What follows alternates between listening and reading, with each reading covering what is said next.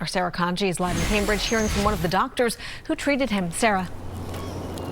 Erica, the doctor with Mass General Brigham, is grateful to Eric Dane for being so open about his experience and helping to raise awareness about ALS.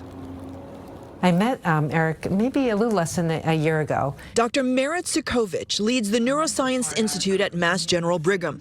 She's also one of the doctors who cared for actor Eric Dane as he battled ALS. What Eric did was show people what it really is. Dr. Sukovich joined Dane when he talked with ABC's Diane Sawyer last summer. I never want anyone to hear that there's nothing to do, because there's a lot to do. And that's what I got from Merit when I met her, was that there was a sense of hope. The 53-year-old actor died Thursday, less than a year after announcing his ALS diagnosis.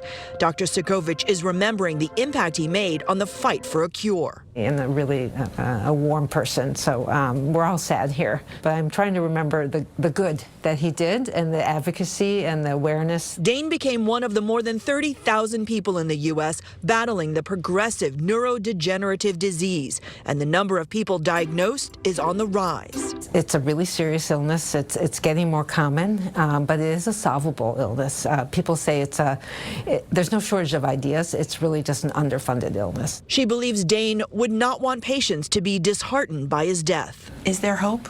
There's a ton of hope, yes. The field is on fire in terms of science and ideas and clinical trials. Eric Dane partnered with the organization called IMALS. He went to Congress with them, and he helped raise awareness about the disease. If you want to learn more about it, you can go to imals.org to find out more. Live in Cambridge, Sarah Kanji, WCVB News Center 5.